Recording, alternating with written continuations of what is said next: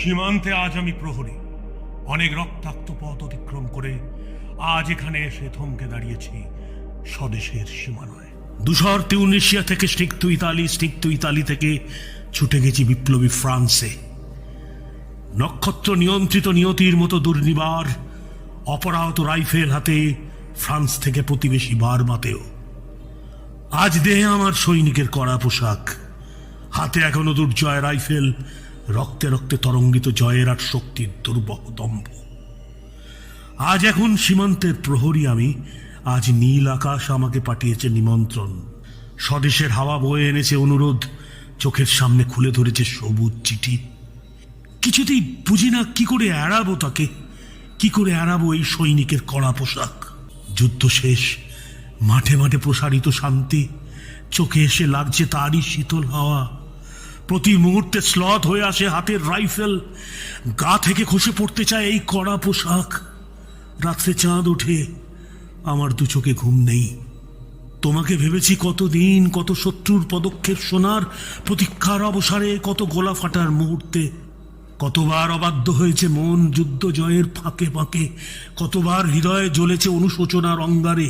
তোমার আর তোমাদের ভাবনায় তোমাকে ফেলে এসেছি দারিদ্র্যের মধ্যে, ছুড়ে দিয়েছি দুর্ভিক্ষের আগুনে, ঝড়ে আর বন্যায়, মারি আর মড়কের দুঃসহ আঘাতে। বারবার বিপন্ন হয়েছে তোমাদের অস্তিত্ব, আর আমি ছুটে গেছি এক যুদ্ধক্ষেত্র থেকে আরেক যুদ্ধক্ষেত্র।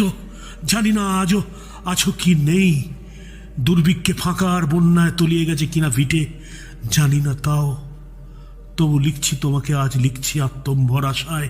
ঘরে ফেরার সময় এসে গেছে, জানি আমার জন্য কেউ প্রতীক্ষা করে নেই মালায় আর পতাকায়, প্রদীপে আর মঙ্গল ঘটে। জানি সম্বর্ধনা রটবে না লোকে মুখে, মিলিত খুশিতে মিলবে না বীরত্বের পুরস্কার। তবু একটি হৃদয় নেচে উঠবে আমার আবির্ভাবে, সে তোমার হৃদয়। যুদ্ধ চাই না আর, যুদ্ধ তো থেমে গেছে, পদার্পণ করতে চায় না মন ইন্দোনেশিয়ায়। আর সামনে নয়, এবার পেছনে ফেরার পালা। পরের জন্য যুদ্ধ করেছি অনেক, এবার যুদ্ধ তোমার আর আমার জন্য।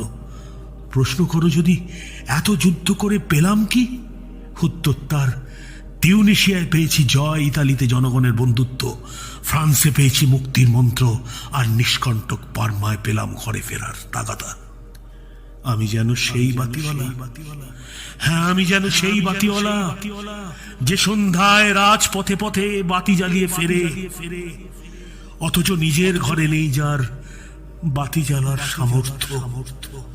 নিজের ঘরেই জমে থাকে দুঃসহ অন্ধকার।